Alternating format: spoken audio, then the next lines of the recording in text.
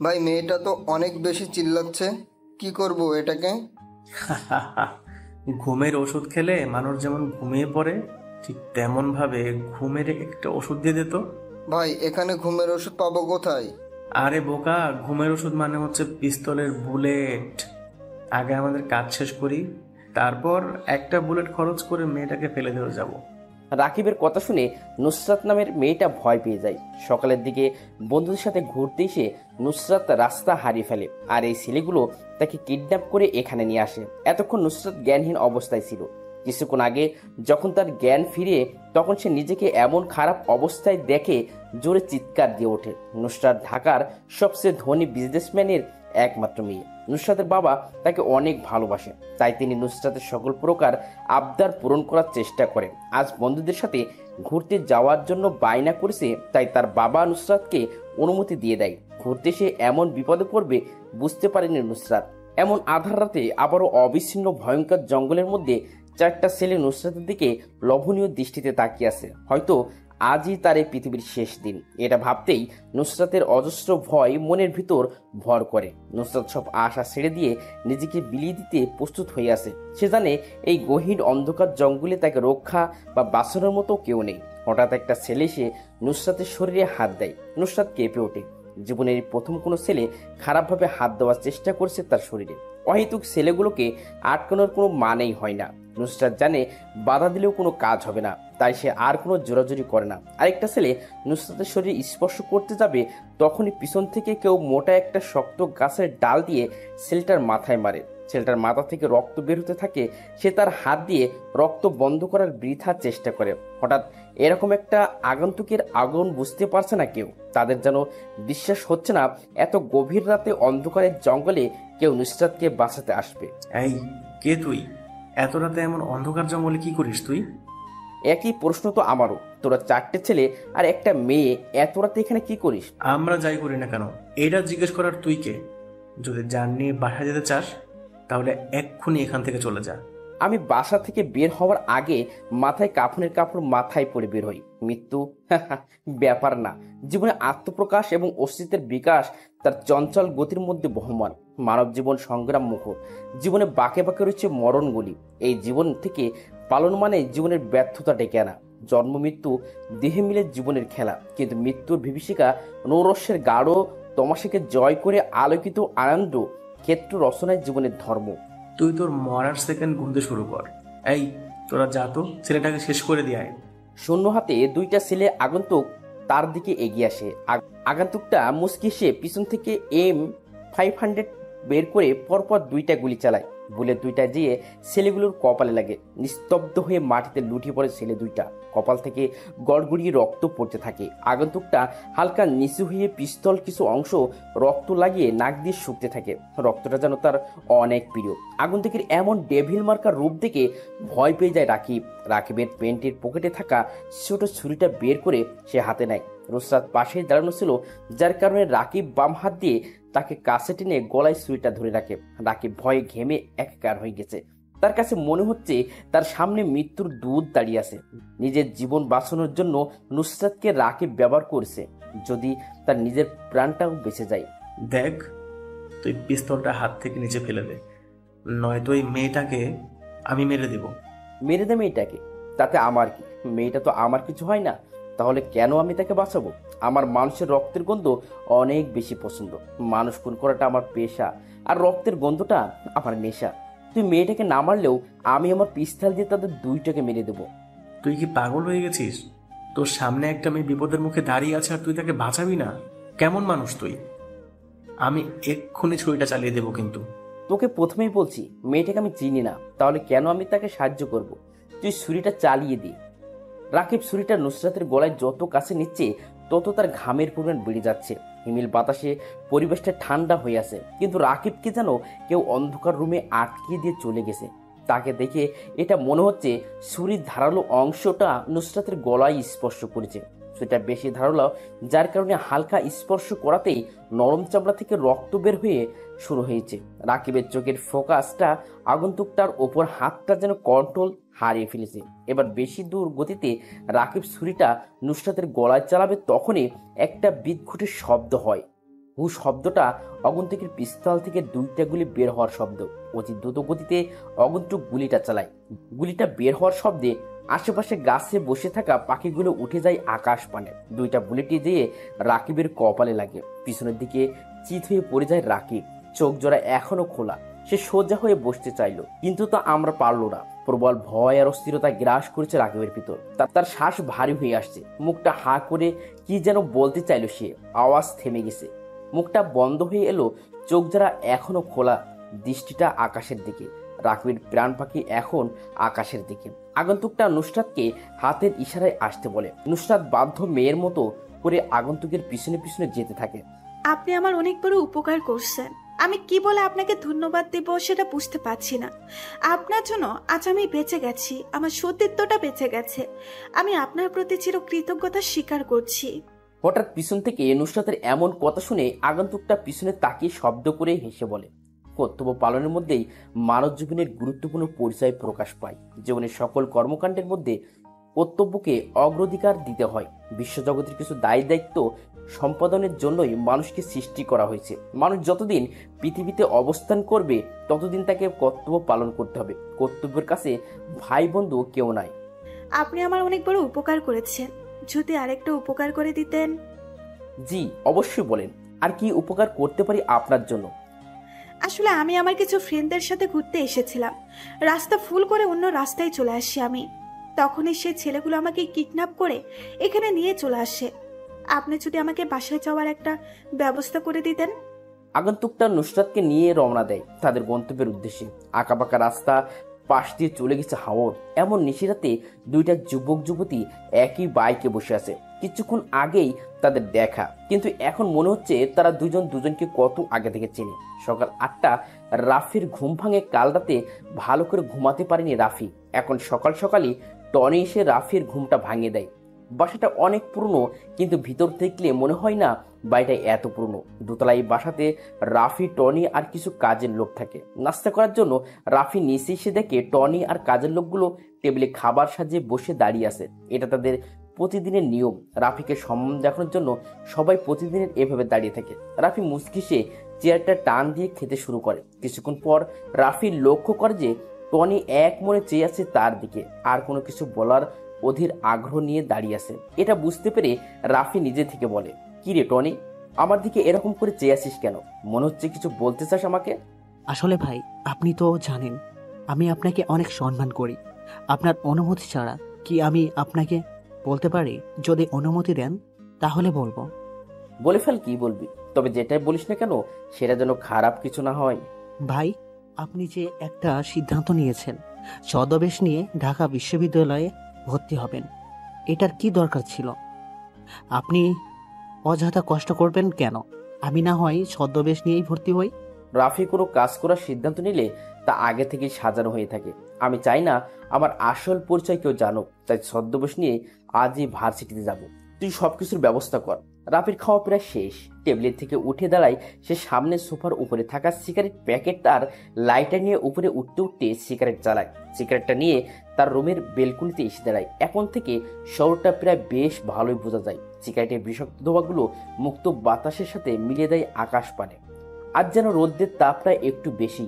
ভোর থেকেই সূর্যটা একটু বেশি চেতে আসে। সেই রোদ্রে ঝকমক কিরণের অসহ্যকর তাপে রাফির শরীর ঘেমে একাকার হয়ে গেছে।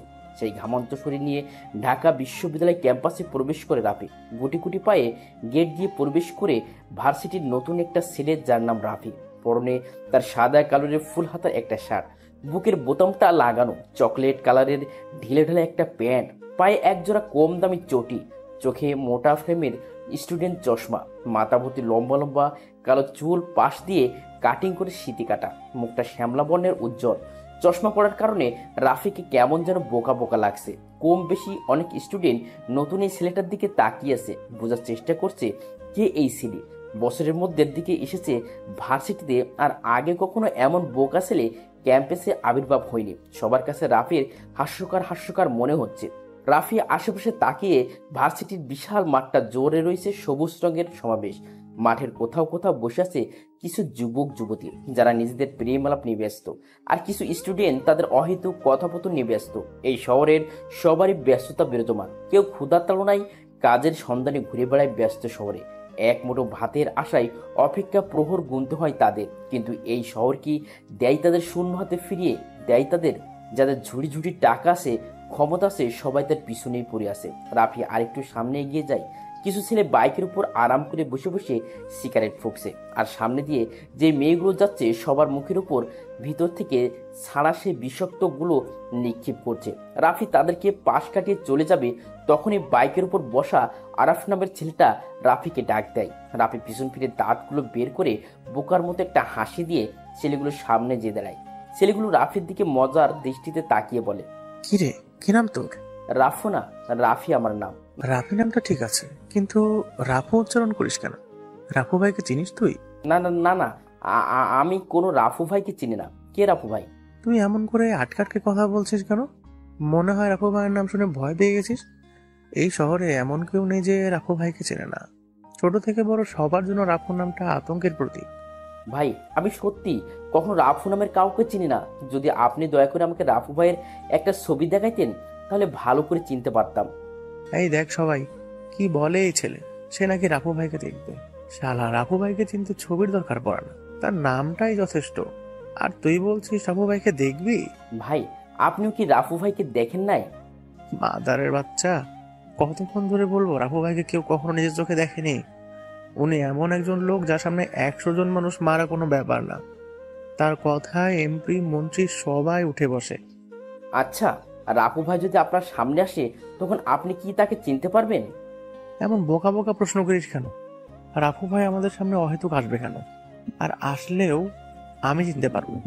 তার ভয়ঙ্কর আগমন, পরনে থাকে কালো রক্সের ড্রেস, মুখে ভূতের মাস্ক মধ্যে দিয়ে কাটা, যেটা দিয়ে ভাই সিগারেট টানে। আরাফের কথা শুনে রাফি মুচকি হেসে বলে, ভাই, বর্ণনা শুনে মনে হলো উনি ভয়ঙ্কর একটা মানুষ। আর আমার মনে হয় রাফু ভাইয়ের সাথে আপনার দেখা হয়ে গেছে, সেটাও আবার অনেক কাছ থেকে, কিন্তু আপনার অজান্তেই হয়ে গেছে। তুই যে বড় একটা বোকা সেটার প্রমাণ দিয়ে দিলি। রাফু ভাই আমার সামনে এসেছে আর আমি নিজেই জানি না। তুই সেটা ভালো জানিস। এই রিফাত, একটা সিগারেট জ্বালিয়ে রাফির কাছে দে তো। ভাই, আমি তো সিগারেট খাই না, আমার কাছে সিগারেটের ধোঁয়াগুলো সহ্য হয় না। রাফির এমন কথা শুনে উপস্থিত সবাই জোরে জোরে হাসতে থাকে, যার কারণে আশেপাশের অনেক স্টুডেন্টের ফোকাস রাফিদের দিকে।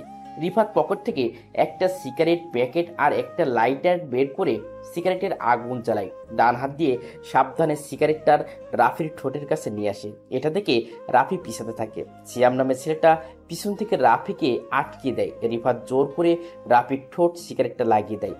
অসাবধানতার কারণে জ্বলন্ত সিগারেটটা রাফির গোলাপি নরম ঠোঁটে লেগে হালকা পুড়ে যায়। সিগারেটের বিষাক্ত ধোঁয়াগুলো রাফির মুখের ভিতরে যাওয়ার জন্য সে জোরে জোরে কাশতে থাকে। আশেপাশে কেউ আরাফদের বাধা দিতে আসছে না, সবাই দূরে দূরে দাঁড়িয়ে মজা নিচ্ছে।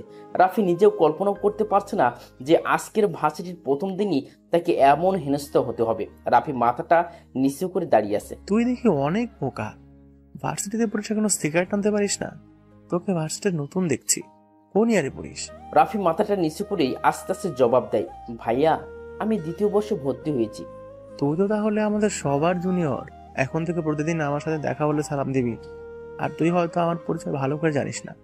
কিছুদিন নিয়মিত ভার্সিটিতে থাক, তাহলে এমনিতেই বসে যাবি আমি কে। রাফি মাথাটা নাড়ায়, যার মানে সে তাদের সম্মান করবে। পৃথিবীটা বড়ই নিষ্ঠুর, যেখানে ভালো মানুষের আনাগোনা বেশি সেখানে খারাপ লোক কিছু থাকবেই। জীবনটাকে প্রায় খুব একঘেয়ে লাগে। কখনো কি এমনটা মনে হয়েছে যে আপনি নিজেকেই নষ্ট করছেন নিজের জীবনটা? কিংবা মাঝে মাঝে বিষণ্ণতা, নিজের জীবনের প্রতি বিরক্তি চলে আসে? এমন পরিস্থিতি প্রায় প্রতিটি মানুষের জীবনেই আসে। মাঝে মাঝেই সব কিছুকে খুব অর্থহীন মনে হয়। নিজের জীবনটাকে বদলে ফেলা যায় নিজেই। নিজের জীবনটাকে বদলে দিয়ে নতুনভাবে জীবনের অর্থ খুঁজে নিতে হয় নিজেকে। কিছু প্রশ্ন, কি অবাক বিষয়! অবাক হলেও সত্যি যে নিজেকে কিছু বিশেষ প্রশ্ন করে নিজেকে মনে মনে উত্তর পাওয়া যায়। নিজের মনের কাছে এই প্রশ্নগুলো করলেই সত্যি জীবনটাকে বদলে যাবে এবং জীবনটাকে অনেক বেশি অর্থবহ মনে হবে। রাফি তার নিজের জীবন থেকে অনেক কিছু শিখেছে আজ। এটা তার নতুন একটা অনুভূতির সৃষ্টি। শোষিতরা শোষিতদের হাতেই সবচেয়ে বেশি নির্যাতিত হয়। যে কখনো সম্মান পায়নি সে জানে না অন্যকে কিভাবে সম্মান করতে হয়। রাফি নিজের পরিচয় গোপন রেখে আজ তা বুঝতে পারছে। রাফি নিজের শত্রুকে খুব কাছ থেকে জানে। সে এটা সবসময় চিন্তা করে শত্রুকে ক্ষমা করে দাও, কারণ তুমি বড় মনের মানুষ তাই নয়, কারণ শত্রুদের নিয়ে ভাববে। তুমি এতটা পিছিয়ে পড়া মানুষ তো নও। রাফি ক্লাসের দিকে রওনা দেয়। দ্বিতীয় বর্ষের ইকোনমিক্স ডিপার্টমেন্টটা বেশ সুন্দর আর বড়। এখানেও ক্লাসে কোনো শিক্ষক প্রবেশ করেনি। রাফি ক্লাসে প্রবেশ করে সবাই অবাক দৃষ্টিতে তার দিকে তাকিয়ে আসে। এতক্ষণে সবাই বুঝে গেছে রাফি নামের এই বোকা ছেলেটা এই ক্লাসেরই স্টুডেন্ট। রাফি বুঝতে পারছে না কোথায় যেয়ে বসবে, কারণ কম বেশি সবাই ধনী পরিবারের সন্তান। রাফি যে একটা ছেলের পাশে বসে। এই ছেলে রাফি না, কি যেন নাম তোমার? তুমি আমার পাশে এসে বসছো কেন? পিছনে তো আরো সিট আছে, ওইগুলো যেয়ে বসো। ভাইয়া, আমি আপনার পাশে বসলে কি সমস্যা হয়? আর সামনে সিট থাকতে আমি পিছনে যেয়ে বসবো কেন? তুমি দেখছি অনেক বোকা, কিছু বোঝো না। আর তোমাকে দেখে বোকা বোকাই মনে হয়। তুমি আমার পাশে বসলে আমাকেও বোকা বোকা লাগবে। তোমার সাথে আমার কি যায় দেখো একবার। ভাইয়া, আমি তো নতুন, আপনার পাশেই বসি। বসতে পারো, একটা শর্তে। তুমি আরো দূরে যেয়ে বসো, আমার আশেপাশে যেন তোমাকে না দেখি। রাফি মাথা নাড়ায়।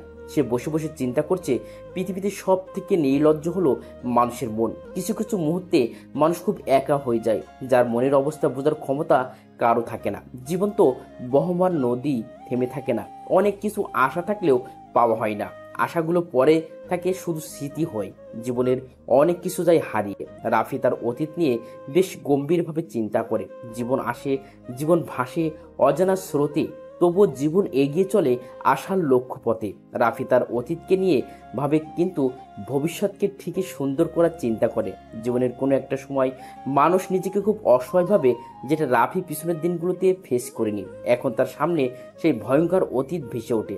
রাফি এগুলো চিন্তা করেছিল তখনই ক্লাসের দরজায় কড়া নাড়ে সাইফুল স্যার। খুব সাহিত্য প্রেমিক তিনি, পড়ান কম, কিন্তু সাহিত্য গল্প বলেন বেশি। স্যারের পরনে একটা ফোল হাতার সাদা কালারের শার্ট, কালো প্যান্ট, চোখে পাওয়ারের চশমা, ক্লিন শেভ করা মুখ, কিন্তু নাকের নিচে বড় বড় হেস কাটা গোপের জন্য তাকে বেশ মানিয়েছে। সাইফুল স্যার চেয়ার টেনে বসে পড়ে। তিনি কিছু একটা ভেবে বলে, আজ তোমাদের সাথে আমি একটা নতুন গল্প শোনাবো, সবাই প্রস্তুত হও। সকল স্টুডেন্ট নিজের গুছিয়ে স্যারের দিকে মন দেয়। রাফিও তাদের মধ্যে একজন। স্যার এবার বলতে শুরু করে। কথাগুলো বলে থামে সাইফুল স্যার। ওনাকে দেখে মনে হচ্ছে বেশ হাঁপিয়ে উঠেছে। বয়স বেড়েছে, এখন বেশি কথা বললে নিজের কাছেও কেমন যেন বিরক্ত বিরক্ত লাগে। সবার দিকে চেয়ে দেখে সব স্টুডেন্ট ওনার দিকে আগ্রহের দৃষ্টিতে তাকিয়ে আছে। স্যার মুচকি এসে বলল, গল্পটা এখনো শেষ হয়নি। আজ আমি হাঁপিয়ে উঠেছি, কালকে পরেরটুকুই বলবো। কথাটা বলে তিনি আর থামেন না, বেরিয়ে যায় নিজের গন্তব্যে। সকাল থেকে ছিল সূর্যের প্রচণ্ড তেজ। দুপুরবেলা মাটিতে পা ফেলা যাচ্ছিল না। বাইরে তাকালে যেন চোখ ঝলসে যেতে চাইছিল। বিকেলের দিকে আকাশের হালকা কালো মেঘ জমতে শুরু করলো। সবাই বলাবলি করতে লাগলো এবার বৃষ্টি নামবে, কিন্তু বৃষ্টির জন্য প্রতীক্ষার অবসান আর হয় না। আবার আকাশ থেকে সরেও যায় না মেঘ। কি হবে বৃষ্টি, কি হবে? রাত বাজে 10টা। বাইরে ঝিরঝির করে বৃষ্টি পড়ছে। রিমঝিম রিমঝিম বৃষ্টির একটানা শব্দে মনে আচ্ছন্ন হয়ে যায়। গাছের শাখায় বাতাসের ঝাপটা কানে বাজে। রাফি কালো কালারের রেন কোটটা পরে বাইকের চাবিটা হাতে নেয়। 2 কদম এগিয়ে সামনের দিকে গেলে টনির সাথে দেখা হয় রাফির। টনি কালো কালারের একটা রেনকোট পরে দাঁড়িয়ে আছে। দেখে মনে হচ্ছে কারো অপেক্ষা করছিল দাঁড়িয়ে। রাফি ছোট ছোট চোখ করে টনির দিকে তাকিয়ে বলে, টনি, এখানে রেনকোট পরে দাঁড়িয়ে আসিস কেন? মনে হয় কারোর জন্য অপেক্ষা করছিলি। ভাই, আজকের রাতের মিশনের জন্য রেডি হয়ে আপনার জন্য অপেক্ষা করছি, চলে আসেন ভাই। আজকে আমি একাই মিশনে বের হব, কাউকে আশা লাগবে না। রেনকোটটা খুলে রেস্ট কর। ভাই, অন্তত পক্ষে আপনার সাথেই যাই। আপনার যদি কিছু হয়ে যায় তাহলে? রাফি তার বাম হাতটা হালকা উঁচু করে বলে, টনি, আমি বেশি কথা পছন্দ করি না। আমি জানি আমার কিছু হবে না, তবে শিয়ালের মতো 1000 বছর না বেঁচে সিংহের মতো একদিন বেঁচে থাকা ভালো। রাফি কথাটা বলে সামনের দিকে এগিয়ে যায়। টনিকে কোনো প্রকার কথা বলার সুযোগ না দিয়ে ব্ল্যাক কালারের বাইকে যেয়ে বসে রাফি। গন্তব্য এখন শহরের কিছু বিশৃঙ্খল সৃষ্টিকারী লোকের উদ্দেশ্যে। ওসমান শরীফ রাব্বি ঢাকার টপ মাফিয়া সালমানের অতি কাছের লোক। যত ধরনের মামলা আছে সবগুলো ওদের নামে করা, কিন্তু সালমানের ক্ষমতার কারণে কেউ কিছু বলতে পারে না। প্রতিদিন ওরা 3 জন মদ জুয়া খেলার জন্য পাশের বড় একটা ক্যাসিনোতে যায়।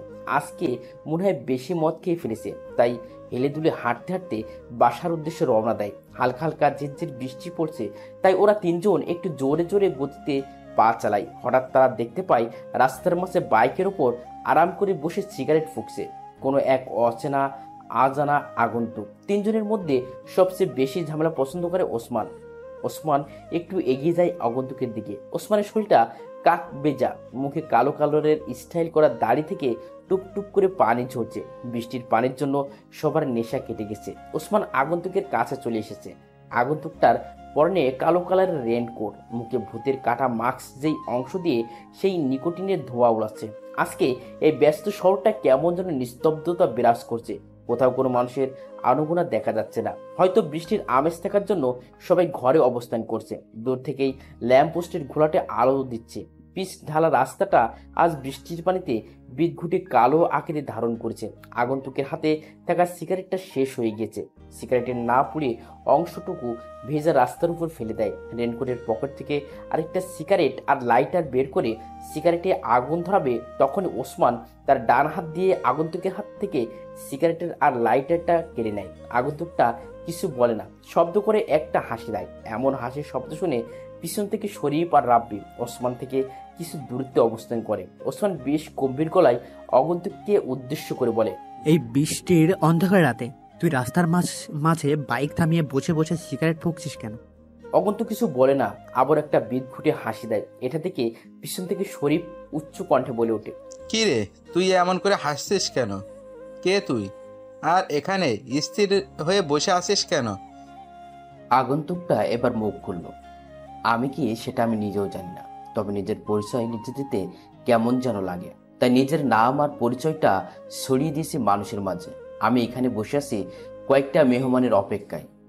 এত রাতে কোন মেহমানরা আসবে যার জন্য তুই রাস্তার মাঝে পথ আটকে এভাবে বসে থাকবি? আমার মেহমান তো চলে এসেছে, কিন্তু কিভাবে তাদের অ্যাপয়েন্ট করব তা বুঝতে পারছি না। সবাই আশেপাশে পিছনে সামনে তাকায়, কিন্তু কাউকে দেখতে পায় না। ওসমান রেগে বলে, কোথায় তোর মেহমান? আমরা দেখছি না কেন? মজা করছিস আমাদের সাথে? জানিস আমরা কে? মেহমান নিজে যদি বলে মেহমান কোথায়, তাহলে এতে আমার কি করার আছে? আর আমি তাদের সাথে মজা করতে যাব কেন? তোরা কি আমার বন্ধু লাগিস? ভাই, তোরা কার লোক সেটা না বললেও আমি জানবো কি করে? আমরা সালমান ভাইয়ের কাছের লোক। ওসমানের কথা শুনে অগন্তুকটা জোরে জোরে হাসতে থাকে, যেমন মনে হচ্ছে ওসমান কোনো বড় ধরনের হাসির কথা বলেছে। সবার ভিতরে একটা রাগ সৃষ্টি হচ্ছে অগন্তুকের প্রতি। যেখানে সবাই সালমান এর কথাই শুনলে খারাপ অবস্থা হয়ে যায়, সেখানে অচেনা একটা আগন্তুক সালমান ভাইয়ের কথা শুনে মজা নিচ্ছে। আগন্তুকের হাসি যেন ওসমানের সহ্য হয় না, তাই সে রেগে বলে, এই তুই এভাবে হাসছিস কেন? আমি কি কোনো মজার কথা বলছি? তুই কোনো মজার কথা বলিসনি, তবে গুরুত্বপূর্ণ কথার সময় হাসি আমার একটু বেশি পাই। সবার সাথে গুরুত্বপূর্ণ কথা বলার সময় হাসতে নেই। হয়তো সেই লোকটা তার মতো সাইকো না। সাইকো শব্দটা ছোট, কিন্তু একটা মানুষ এই শব্দের জন্য অনেক কিছু থেকে পিছিয়ে যায়। আমি নিজেও জানি না যে আমি একটা সাইকো, তবে মাস্তানির ব্যাপারে আমি খুব সতর্ক থাকি। দেখ, অনেক রাত হয়েছে, আমি বুঝতে পারছি তোর কোনো মেহমান আসবে না। তুই আজকে মনে হয় বেশি খেয়ে ফেলেছিস, তাই আবল তাবল বকছিস। বাসায় যা, এমনিতেই ঠিক হয়ে যাবে। বস, আমি মদ খেলেও নেশা আমায় ধরতে পারে না। আমার ভিতর পুরোপুরি নেশা দিয়ে ডুবে আছে। আমার মেহমান চলে এসেছে, কিন্তু তাদের আপ্যায়নটা কিভাবে শুরু করব তা বুঝতে পারছি না। সেই কখন থেকে শুনছি মেহমান চলে এসেছে, কিন্তু কোথায় তোর মেহমান? আমাদের সামনে আসতে বল, আমরা তার আপ্যায়ন করব। আজকের সবচেয়ে বড় মেহমান তো তোরা সবাই, কিন্তু তাদের আপ্যায়ন যে কিভাবে করব? তুই যে একটা পাগল সেটা আমি বুঝে গেছি। রাস্তার মাঝে থেকে বাইকটা সরা তাড়াতাড়ি, আমরা যাব, নয়তো তিনজন মিলে তোকে এখানে মেরে চলে যাব, কেউ জানতেও পারবে না। তোদের জন্য কখনো থেকে বাইকের উপর বসে বসে অপেক্ষা করছি, কিন্তু তোদের আসতে আসতে অনেক দেরি হয়ে গেছে। আমার আর ভালো লাগছে না। অ্যাকশন শুরু করি তাহলে। আগন্তুক কথাটা বলে রেনকোটের পিছন থেকে একটা পিস্তল বের করে শক করে একটা গুলি করে। বুলেটটা যে সোজা ওসমানের কপাল বরাবর লাগে। কেমন যেন পরিবেশটা থমথমে অবস্থা ধারণ করেছে। ওসমানের নিথর দেহটা পিছটালা ভেজা রাস্তার উপর নিস্তেজ হয়ে পড়ে আছে। কারো মুখে কোনো কথা নেই, হঠাৎ কথার মাঝে আগন্তুকটা এইভাবে গুলি চালাবে কেউ ভাবতেও পারেনি। আগন্তুকটা পিস্তলটা আবারও রিলোড দিয়ে নেয়। পিস্তলটা সোজা রাব্বির দিকে তাক করে, শুধু ট্রিগারে চাপ দেওয়ার বাকি আছে। আগন্তুক হাতের দ্বিতীয় সারির আঙুলটা দিয়ে হালকা করে ট্রিগারে শুয়ে দেয়। রাব্বির গলা শুকিয়ে গেছে, মনে হয় এখন কেউ 10 লিটার পানি দিলেও সেটাও সে শেষ করে দিবে। ট্রিগারে হালকা করে একটা চাপ আর পৃথিবীর থেকে রাব্বির নামটা মুছে যাবে। সত্যি সত্যি যেন এইবার আগন্তুক তার পিস্তলের ট্রিগারে জোরে চাপ দিয়ে দিল। 78 সেলসিয়াস তাপমাত্রার গরম বুলেটটা যে রাব্বির গলায় লাগে। ডান হাত দিয়ে গলায় চেপে বাসার বৃথা চেষ্টা করে রাব্বির তার নিথর দেহটাও পিছঠালা ভেজা রাস্তায় পড়ে যায়। ওসমান আর রাব্বির এমন করুণ অবস্থা দেখে শরীফ ভয়ে ভয়ে পিছন থেকে তার পিস্তলটা আগন্তুকের দিকে তাক করে ধরে রাখে। আগন্তুক সরু চোখে শরীফের দিকে চায়। শরীফ ছেলেটা অল্প বয়সেরই 23-24 হবে হয়তো। কালো রঙের শরীর, তার মুখে হালকা হালকা দাড়ি দেখা যাচ্ছে। শরীফের হাত কাঁপছে, তবুও সে আগন্তুকের দিকে গানটা ধরে আছে। আগন্তুক মাটি থেকে লাইট একটা উঠিয়ে প্যাকেট থেকে বের করে জ্বালায়, সোজা যেয়ে বাইকের উপর হেলান দিয়ে বসে। সিগারেট জোরে 2টা টান দিয়ে শরীফের উদ্দেশ্য করে বলে, কি রে, ভয় পেয়েছিস এগুলো দেখে? ভয় পাওয়ার কিছু নেই, তোকে মারবো না আমি, কিন্তু সেটা একটা শর্তে। যদি তুই আমাকে কিছু তথ্য দিতে পারিস তাহলে আমি তোকে এখনই ছেড়ে দিব। শরীফ মনে হয় কিছুটা নিশ্চিন্তে হয়েছে, তাই সে হাত দিয়ে পিস্তলটা নামিয়ে নেয়। ডান হাত দিয়ে মুখের ঘাম আর ছিটে ফোটা বৃষ্টির পানির ফোঁটাগুলো মুছে দেয়। এমন ঠান্ডা একটা পরিবেশ, শরীফ ভয় পেয়ে ঘেমে একাকার হয়ে গেছে। ভয় কাতর গলায় শরীফ বলতে থাকে, ভাই কি তথ্য জানতে চান আপনি? নিরীহ মানুষকে ভয় পেতে দেখলে আমার অনেক মজা লাগে, কিন্তু আজ প্রথমে কাউকে দেখে কেমন যেন মায়া লাগছে। তুই এখন আমাকে বল, সালমানকে আমি কোথায় পাবো? ভাই আমি কিভাবে বলবো সালমান ভাই এখন কোথায় থাকে? আমি কিছু জানি না এই বিষয়ে। ওসমান সব সময় সালমান ভাই এর থেকে বেশি থাকতো। আমি তো তেমন কিছু ভালো করে জানি না, আমাকে ছেড়ে দেন প্লিজ ভাই। ছেড়ে দিব? সেই ভুলটা আমি আর করছি না। এই রাফি বেশি কথা আর বেশি প্রশ্ন করা পছন্দ করে না। আমি নিজে নিজে সালমানকে বের করব, তবে এখন তোকে বাসি রেখে আমার ঠিক হবে না। ভালো থাকিস ওপরে। আগন্তুক তার পিস্তলটা দিয়ে সোজা একটা গুলি করে। গরম বুলেটটা যেয়ে শরীফের কপালে লাগে। কপাল ফেটে তাজা রক্ত বের হতে থাকে। বৃষ্টির আমেজ আজকে শহরটা কেমন যেন নীরব হয়ে আছে। দূর থেকে ভেসে আসছে কিছু পাতি কুকুরের বিদঘুটে ডাক। হয়তো ওরা এতক্ষণে তাজা রক্তের গন্ধ পেয়ে গেছে, বৃষ্টি থাকার জন্য আসতে পারছে না। বৃষ্টির গতিবেগ বেড়ে চলেছে। ঝিরঝিরি থেকে এখন বড় বড় ফোঁটায় মুষলধারে বৃষ্টি পড়ছে। মাঝে মাঝে আবার জোরে জোরে বিদ্যুৎ চমকানোর বিকট শব্দে কেঁপে উঠছে শহরটা। জায়গাটা আগের মতোই থাকবে, তবে কাল সকাল থেকে এই জায়গায় মানুষ ভয়ে চলাচল করবে। জীবনটা এক যুদ্ধক্ষেত্রে চড়াই উচ্চাই থাকবেই। সবকিছু পেরিয়ে গেলে তবে তো জিত আসবেই। আগন্তুক শরীফে মৃতদেহের পাশে ছোট করে লেখে, কিং এর রাফু ভাই। আগন্তুক সেখানে আর এক মুহূর্ত পর্যন্ত দাঁড়ায় না। বাইকটা স্টার্ট দিয়ে অন্ধকার রজনীতে তার গভীরতায় হারিয়ে যায়। সকাল প্রায় 8টার কাছাকাছি। রাফি ঘুম থেকে উঠে নিজে এসে সোফায় বসে পড়ে। টনি চায়ের কাপটা হাতে নিয়ে রাফির সামনে থাকা টি টেবিলের উপর রাখে। গরম চা থেকে বাষ্প হয়ে নির্বিচ্ছিন্ন ধোঁয়াগুলো উঠতে থাকে। দুজনের মধ্যে এক প্রকার নীরবতা বিরাজ করছে। তখনই টনি রাফিকে উদ্দেশ্য করে কথাটা বলে। টনির কথায় রাফি হাত থেকে চায়ের কাপটা টেবিলের উপর রেখে ছোট ছোট করে একটা মুচকি হাসি দেয়। সামনের দেওয়ালে ফিট করা 32 ইঞ্চি টিভিটা রিমোট দিয়ে অন করে। প্রথমেই খবর চ্যানেলটা ভেসে ওঠে। একজন মহিলা খবর পড়ছে। ব্রেকিং নিউজ, আজ সকালে বনের একটা পরিত্যক্ত গোডাউনের পাশে 3টা লাশ পাওয়া যায়। পুলিশ এখনো তাদের তদন্তের কাজ চালিয়ে যাচ্ছে। তবে পুলিশের একটাই বক্তব্য, বাংলাদেশের সবচেয়ে বড় মাফিয়া লিডার রাফু ভাই এই খুনটা করেছে। কিন্তু রাফু ভাই এই শহরে এসে 3জন লোক খুন করেছে, এটা কি সত্যি নাকি রাফু ভাই সেজে অন্য কেউ এই খুনগুলো করেছে? সবাই এখন জনগণের কাছে অপুষ্ট আর পুলিশের কাছে ধোঁয়াশা। এখন এই পর্যন্ত এতক্ষণ আমাদের সাথে থাকার জন্য ধন্যবাদ। টনি অবাক হয়ে তাকিয়ে আছে রাফির দিকে। টনির কাছেও কেমন যেন ধোঁয়াশা মনে হচ্ছে সবকিছু। রাফি চায়ের কাপে তার গোলাপি রঙের ঠোঁটটা লাগিয়ে আর একটু চুমুক দেয়। টনির দিকে তাকায়। ছেলেটা রাফির জন্য অনেক চিন্তা করে। এতদিনে টনির প্রতি রাফির পূর্ণ বিশ্বাস স্থাপন হয়েছে। টনির এরকম প্রশ্নবোধক দৃষ্টিতে তাকিয়ে থাকা দিকে রাফি মুচকি হেসে বলে, সালমানের খবর এখনো পাইনি, তবে আমি যখন এই শহরে এসেছি তখন তো সালমানকে মারা আমার জন্য কোনো ব্যাপার না। ভাই, টিভিতে যে দেখলাম আজ সকালে 3টা লাশ পাওয়া গেছে। খুনগুলো কি রাফু ভাই আপনি করেছেন নাকি অন্য কেউ করেছে? কালকের রাতের মিশনটা আমি একাই শেষ করছি, তবে মিশনে কাকে কাকে মেরেছি সেটা তোর কাছে ধোঁয়াশা হয়ে থাকলো। রাফি বসা থেকে উঠে দাঁড়ায়, টনিকে আর কিছু বলার সুযোগ না দিয়ে উপরে চলে যায়। টনি বসে বসে ভাবছে রাফু ভাই কি সত্যি কালকের রাতের মিশনে সেই 3টা ছেলেকে মেরেছে, নাকি তার নামধারী অন্য কেউ। চিন্তা চেতনা করতে করতে হয়তো উত্তরটা টনির কাছে বের হয়ে আসবে। করতে চায় না, শেষের দিকের ছোট একটা বেঞ্চে যে বসেছে, বেঞ্চটা জানালার পাশেই, যার কারণে বাইরে কি হচ্ছে সবকিছু স্পষ্টভাবে দেখা যাবে। রাফি জানালা দিয়ে বাইরের দিকে তাকায়। আকাশ আজকে সূর্যের তাপটা অনেক বেশি। কালকে বিকালে সেই অন্ধকার ভাবটা এখন কেটে গিয়ে নীল আর সাদা রং ধারণ করেছে। এই শহরে সবাই নিজের কাজে নিজেই ব্যস্ত, কেউ নিজের পরিবার চালাতে বেরিয়েছে কাজের উদ্দেশ্যে, আর কিছু ধনী ব্যক্তি অফিসের জন্য বিশাল বিশাল গাড়িতে চড়ে বসে আছে। রাফি এগুলো চিন্তা করছিল, তখনই ক্লাসে সাইফুল স্যার প্রবেশ করে। আজকে স্যারের মুখে তেমন কোনো হাসি উজ্জ্বল নেই, কেমন জানি উস্কু খুস্কু দেখা যাচ্ছে। মনে হয় কালকে রাতে ভালো মতো ঘুম হয়নি তার। সবাই লক্ষ্য করেছে বিষয়টা। রাফি নিজেও বুঝতে পারছে না কি এমন হলো এক রাতে যার কারণে স্যারের রাতের ঘুম হারাম হয়েছে। সাইফুল স্যার নিজের স্বাভাবিক করে ঠোঁটের কোণে একটা হাসির ঝলক রেখে সবের উদ্দেশ্য করে বলে, আজকে সেই গল্পের বাকি অংশটুকু শুনবে? সবাই নিজেকে স্বাভাবিক করে বসে পড়ো।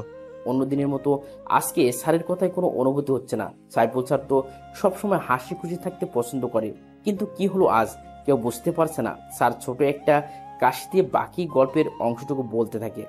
কথাগুলো বলে থামে স্যার। আজকে ওনার কথায় তেমন কোনো রসের গন্ধ আসছে না। স্যার চোখের চশমাটা ঠিক করে পিছনের দিকে তাকায়, দেখে একটা ছেলে, নামটা সাইফুল স্যারের অজানা। ছেলেটার পরনে দামি একটা সাদা কালোরের শার্ট, বুকের বোতামটা লাগানো, চোখ মোটা ফ্রেমের স্টুডেন্ট চশমা। ছেলেটার মুখ মোড়ে রয়েছে অজস্র মায়া। ছেলেটার কেউ নয়, সে রাফি। সাইফুল স্যারের হাতের ইশারায় রাফিকে দাঁড়াতে বলে। রাফি দাঁত বের করে একটা হাসি দিয়ে স্যারকে বলে, কিছু বলার জন্যই তো দাঁড় করিয়েছি। তোমাকে নতুন দেখছি এই ক্লাসে। তার নাম কি তোমার? আমার নাম রাফি হাসান। রাফি নামটা তো বেশ সুন্দর, কিন্তু তুমি শার্টের বুকের বোতাম লাগিয়ে রেখেছো কেন? গরম লাগছে না? গরম লাগবে কেন? আমি তো মোটা মানুষ না যে আমার গরম লাগবে। রাফির এমন বোকা বোকা উত্তর শুনে স্যার চুপ হয়ে যায়। রাফি ছেলেটা ভার্সিটিতে বেশ হাসি খুশি থাকে, কিন্তু বোকা বলে কেউ রাফির সাথে মিশতে চায় না। রাফি ক্লাস থেকে বের হয়ে শহীদ মিনারের দিকে যায়। কিছু মেয়ে যেখানে বসে বসে আড্ডা দিচ্ছে, হয়তো তাদের গুরুত্বপূর্ণ কথোপকথন। রাফি এগুলো শুনতে চায় না, তাই সে গাছতলায় বসার জন্য পা বাড়ায়। তখন কেউ পিছন থেকে মেইলি কণ্ঠে রাফিকে উদ্দেশ্য করে ডাক দেয়। কণ্ঠটা রাফির কাছে কেমন যেন পরিচিত মনে হচ্ছে, যেন আগেও কোথাও শুনেছে সে। রাফি পিছন ফিরে তাকায়, 6 জন মেয়ে শহীদ মিনারে বসে আছে। রাফি পিছনে ফিরলে মেয়েগুলোর মধ্যে থেকে একটা মেয়ে হাতের ইশারায় ডাকে। রাফি হালকা অবাক হয় মেয়েটাকে দেখে, কারণ কোনো এক রাতে মেয়েটি বিপদে পড়েছিল আর রাফি তাকে বাঁচিয়েছে। অন্ধকার রজনীতে মেয়েটির মুখ রাফির কাছে অস্পষ্ট ছিল, কিন্তু আজকের মেয়েটার কণ্ঠ আর সেই রাতের মেয়েটার কণ্ঠ একই, চেহারাও অনেকটা মিল। রাফি মেয়েগুলোর কাছে এসে দাঁড়ায়, পরিষ্কার মাঝারি আকারের দাঁতগুলো বের করে বড় করে একটা হাসি দেয়। মেয়েগুলোর মধ্যে থেকে নুসরাত নামের মেয়েটি রাফিকে উদ্দেশ্য করে বলে, এই ছেলে, তুমি এমন বোকার মতো করে হাসতেছো কেন? আমাদের সামনে কি লজ্জা করছে? রাফির কণ্ঠটা নুসরাতের কাছে কেমন যেন পরিচিত মনে হচ্ছে, তাই সে জিজ্ঞেস করে, আচ্ছা, তোমার সাথে কি আগে কখনো আমার দেখা হয়েছে? না, আপনাকে আমি আজ জীবনের প্রথম দেখেছি, আগে কখন দেখিনি। কিন্তু হঠাৎ এটা জিজ্ঞেস করলেন কেন? তোমার কণ্ঠটা আমি আগে কোথাও শুনেছি, কিন্তু কোথায় সেটা মনে করতে পারছি না। তুমি ভার্সিটিতে নতুন নাকি? রাফি কথাটা শুনে মুচকি হাসে। রাফির কেমন যেন একটা অন্যরকম অনুভূতি হাতছানি দিচ্ছে। মনের ভিতর অগোছলো সুপ্ত অনুভূতিগুলো ব্যস্ত হয়ে পড়েছে। অনুভূতিগুলো সাজানোর জন্য এবারের মনে হয় কোনো নারীর প্রয়োজন পড়বে, কিন্তু উদ্দেশ্যহীন এই জীবনের সাথে কে জড়াবে? কথাটা ভাবতেই রাফির মনটা খারাপ হয়ে যায়। নুসরাত খেয়াল করে হাসি খুশি থাকা ছেলেটা হঠাৎ মুখটা এমন কালো হয়ে গেল, তাই সে রাফিকে জিজ্ঞেস করে, এই রাফি, তোমার মুখে হঠাৎ এমন কালো আভা এসেছে কেন? এতক্ষণ তো বেশ হাসি খুশি ছিলে, এখন মন খারাপ কেন? কোনো সমস্যা? না, কোনো সমস্যা নেই, তবে মা বাবার কথাটা অনেক মনে পড়ছে, তাই হয়তো মনটা খারাপ হয়ে গেছে। রাফি, তোমার কি মা বাবা নেই? এই পৃথিবীতে কি তুমি একা? আমি বড় একা। হ্যাঁ, আমি এই পৃথিবীতে বড় একটা অবহেলিত জনগোষ্ঠীর মধ্যে একজন। যখন জীবন তোমাকে কাটানোর একশ কারণ দেয়, জীবনকে দেখাও যে তোমার হাসির হাজার কারণ আছে। তুমি কখনো মন খারাপ করে থাকবে না, এটা তোমাকে মানায় না। তোমাকে শুধু হাসি উজ্জ্বল মুখেই মানায়। আমি চাই নিজেকে স্বাভাবিক রাখার জন্য, কিন্তু এই শহরের কিছু চেনা বেইমানের জন্য থাকতে পারি না। সেই ভয়ঙ্কর অতীত এখন আমাকে কুকটি কুকরে খায়। বিশ্বাসঘাতকতা করা ঠিক না, তবে কিছু মানুষের সাথে বেইমানি না করে পারা যায় না। রাফি, অতীতকে ভুলে গিয়ে বর্তমানকে ভবিষ্যতের চিন্তা করো, এটা তোমার জন্য ভালো হবে। নুসরাতের কথাগুলো রাফির মনটাকে আবারও উৎফুল্ল করে দেয়। রাফি আশেপাশে তাকায়, দেখে ভার্সিটির প্রায় অনেক ছেলে রাফির দিকে রাগী মুড নিয়ে তাকিয়ে আছে। ভার্সিটির সকলের ক্রাশ হচ্ছে নুসরাত। অনেক ছেলে নুসরাতকে প্রপোজ করছে, কিন্তু সে কাউকে পাত্তাই দেয় না। ছেলেদের সাথে সে বেশি কথা বলে না, কিন্তু আজ হঠাৎ নতুন একটা বোকা ছেলের সাথে এমনভাবে হেসে হেসে কথা বলছে, কেউ এটা মানতে পারছে না। রাফি এটা বুঝতে পেরে শহীদ মিনারের চত্বর থেকে গেটের দিকে পা বাড়ায়। নুসরাত মেয়েটা সব মেয়েদের থেকে আলাদা, ধনী হওয়া সত্ত্বেও সবার সাথে অল্প সময় মিশে যায়। রাফি নুসরাতকে অনেক পছন্দ হয়েছে, কিন্তু এই কথাটা কিভাবে বলবে যে সেটাই বুঝতে পারছে না রাফি। কিন্তু কে রাফিকে ভালোবাসবে? যেখানে রাফির আসল পরিচয় পেলে সবাই ভয় পেয়ে দূরে চলে যায়। তাহলে এটা জেনে কি নুসরাত রাফিকে ভালোবাসবে? জীবনটা অনেক সুন্দর যদি কারো ভালোবাসায় এ জীবন পূর্ণতা পায়। যদি কেউ কষ্টটা ভাগ করে নিতে চায়, নিজের সকল আনন্দ সেই প্রবাসীর মাঝে বিলিয়ে দিতে চায়। রাত প্রায় 9:15। রাফি বেলকনিতে বসে একা চন্দ্র বিলাস করছে আর মনের সুখে একটার পর একটা সিগারেট টেনে যাচ্ছে। সিগারেট খাওয়া স্বাস্থ্যের জন্য ক্ষতিকর, এটা জেনেও মানুষ এটা খায়। এটা তার বদ অভ্যাস না, এটা তার নেশা। কিছু কিছু নেশা জীবনের সাথে এমনভাবে মিশে যায় যা ছিঁড়ে দেওয়া সম্ভব না। যদি ছিঁড়ে দেওয়ার চেষ্টা করি তাহলে নিজের কাছে আর কিছুই ভালো লাগবে না। রাফির কাছেও ব্যাপারটা এমন মনে হয়। সে সিগারেট খাওয়াটা এনজয় করে, রাতের আকাশে চাঁদ দেখার মজাই আলাদা, কিন্তু একা চন্দ্রবিলাস করতে কেমন যেন অনুভূতিহীন লাগে। চন্দ্রবিলাস আর সিগারেট টানতে রাফি এমন ব্যস্ত যে টনি কখন এসে তার পাশে বসেছে সেটাও খেয়াল নেই তার। টনি হালকা করে একটা শুকনো কাশি দেয়। রাফি আকাশের দিকে তাকিয়ে দৃষ্টিটা সরিয়ে টনির দিকে তাকায়। টনি মনে হয় আজকে ক্লিন শেপ দিয়েছে, যার কারণে চাঁদের আলোয় মুখটা স্পষ্ট বোঝা যাচ্ছে। ছেলেটার মুখটা অনেকটা মায়াবী, চোখ যা দুটো হালকা ঘোরাটে, যার কারণে তাকে আরো আকর্ষণীয় লাগে।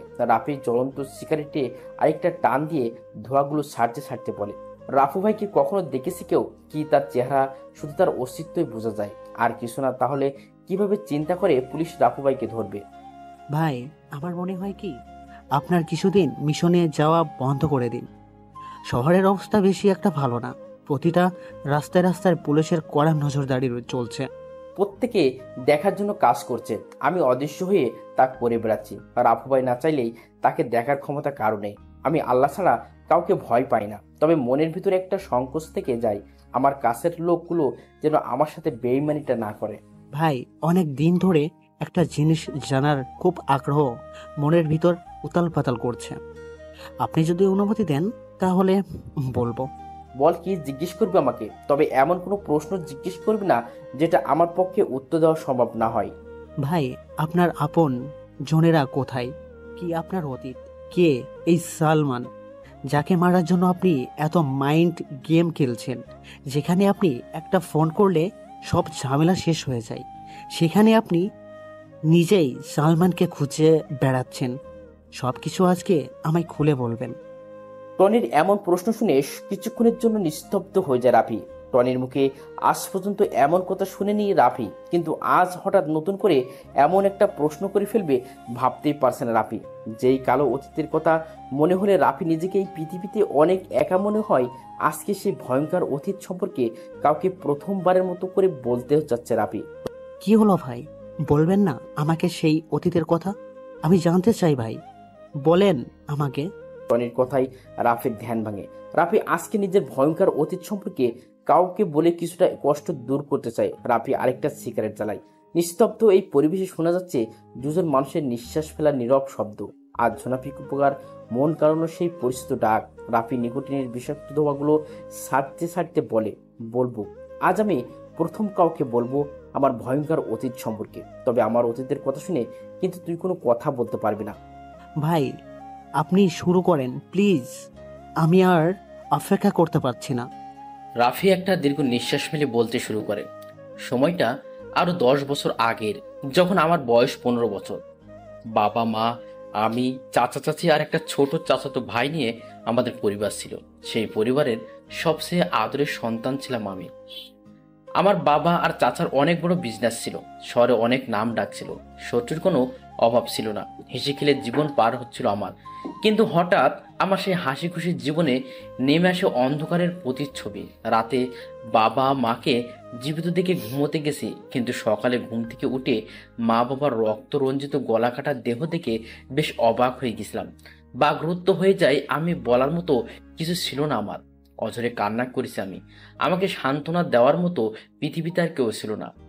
দিন পার হয়, মাস আসে, আমার প্রতি সবার অবহেলা বাড়তে থাকে। চাচা চাচির মাথার বোঝা হয়ে গেলাম আমি। কেউ আগের মতো আদর করে না আমায়। খেয়েছি নাকি খালি পেটে আসি জানার চেষ্টাও করে না কেউ। জীবনটা মরুভূমির মরীচিকার মতো হয়ে গেছে। কিছুদিন এইভাবে চলতে থাকার পর আমি চাচিকে বলি, ছোট মা, তোমরা সবাই আগের মতো আদর করো না কেন? আমার সাথে তেমন ভালো করে কথাও বলো না কেন? কি বলবো তোর সাথে? এমনিতে আমাদের মাথার উপর বসে বসে ঘরের অন্ন নষ্ট করছিস, কোনো কিছু করিস না, সারাদিন ঘরে বসে থাকিস মা বাবা ছবি নিয়ে। এখন থেকে যদি প্রতিদিন খেতে চাই হয়, তাহলে ঘরের কাজের লোকের সাথে কাজ করে খাবি, নয়তো কাল থেকে তোর খাওয়া বন্ধ। ছোট মা, ঘরের কাজ করার জন্য তো অনেক কাজের লোক আছে, তাহলে আমাকে আবার কাজ করে খেতে হবে কেন? ঘরে কাজের লোকের বেতন কি তুই দিবি?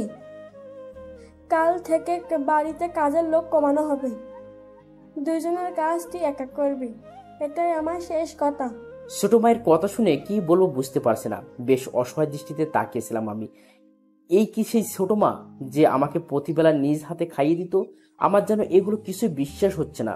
মনের ভিতর একটা রাগ সৃষ্টি হয়। তাদের প্রতি বেঁচে থাকার জন্য আমায় কষ্ট করতে হবে, তাই প্রতিদিন ঘরের কাজ করতাম। কাজের লোকের থেকে বেশি কাজ করাতো আমাকে দিয়ে। ছোট মার চাচাতো ভাই রফিক পায়ের উপর পা তুলে আমাকে অর্ডার দিত, আমি সেই অনুযায়ী কাজ করতাম। জীবনটা কেমন যেন বিষাক্ত বিষাক্ত মনে হচ্ছে। নিঝুম রাতে একা একা আকাশপানে তাকিয়ে মা বাবার সাথে কথা বলতাম। কেন তারা আমায় অভিশপ্ত দুনিয়া একা রেখে চলে গেছে? আমাকে কেন নিয়ে গেল না? চার দেওয়ালের বদ্ধ রুমটায় নিজের কান্নাগুলো শোনার মতো কেউ ছিল না। জীবনে কখনো কারো উপর খুব বেশি নির্ভর হওয়া ঠিক না, কারণ অন্ধকারে নিজের ছায়াও নিজেকে ছেড়ে চলে যায়। আমার কান্নার শব্দে কাউকে ব্যথিত করিনি। আমার মৃত্যু সংবাদে ওরা কখনোই ব্যথিত হবে না। অনেকবার ভেবেছিলাম চলে যাব এই অবহেলিত পৃথিবীর থেকে, কিন্তু নিজেকে শক্ত করেছি। মা বাবা মারা যাওয়ার 6 মাস পর আমার জীবনের সবচেয়ে বড় একটা কালো অধ্যায় সূচনা ঘটে। সেদিন আমার খুব জ্বর ছিল, বিছানা থেকে ওঠার ক্ষমতা আমার ছিল না। আমাকে সেবা যত্ন করার কেউ নেই। এই পৃথিবীতে আমি সেদিন ছিলাম অনেক একা। ছোট মা চিৎকার করে করে আমাকে ডাকছে। আমি এই জ্বরে নিয়ে কিভাবে নিচে যাব বুঝতে পারছি না। অনেক কষ্ট করে সিঁড়ি বেয়ে বেয়ে নিচে যাই। আমার অবস্থা তেমন ভালো না। ছোট মায়ের সামনে যেয়ে বলি, ছোট মা, আমাকে এইভাবে ডাকছো কেন? কোনো কিছু প্রয়োজন?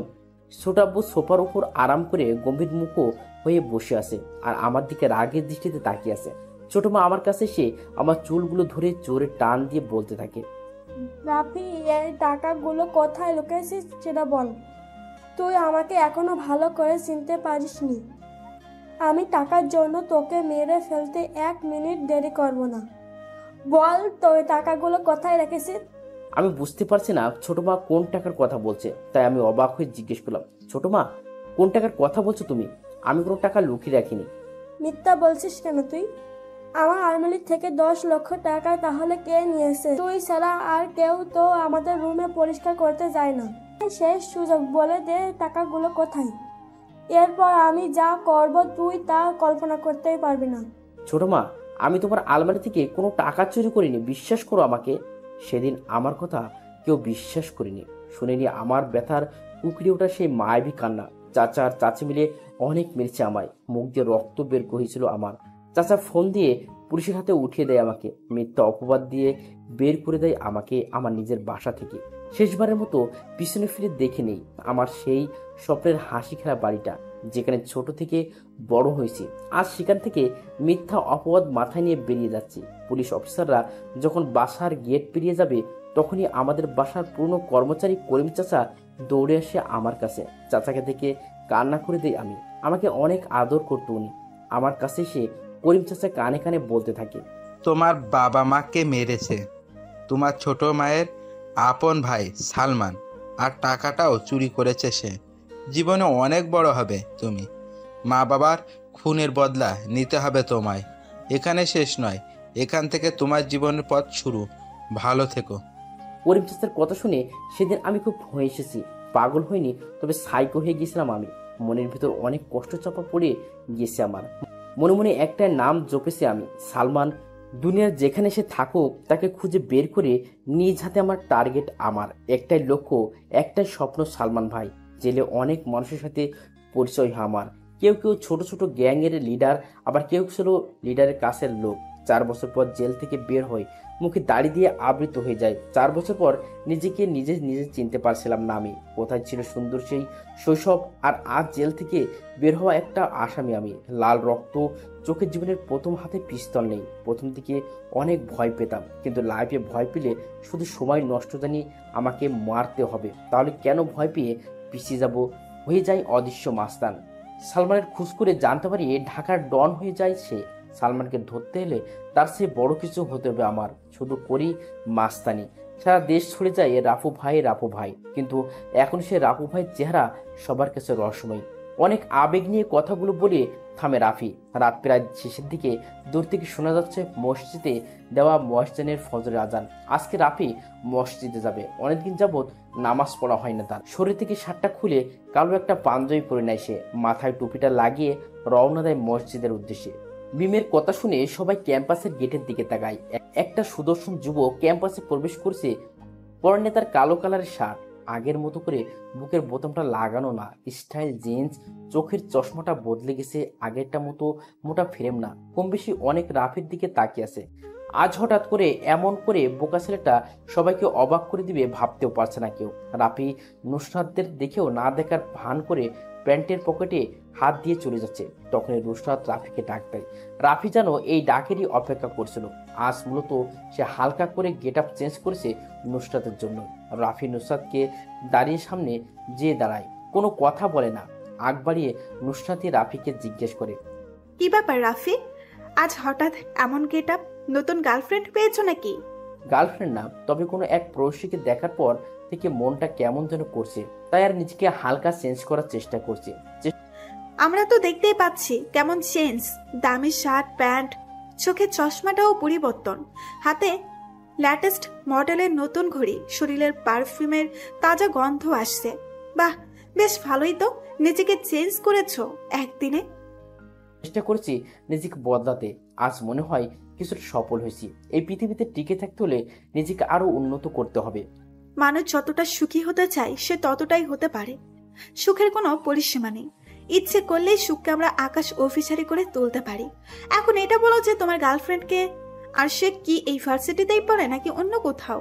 আমাদের সাথে পরিচয় করিয়ে দেবে কখন? কথাটা শুনে রাফি নুসরাতের কাছে যায়। রাফির শরীরে দেওয়া মারাত্মক পারফিউমের ঘ্রাণ নুসরাতকে কেমন যেন আকর্ষণ করছে।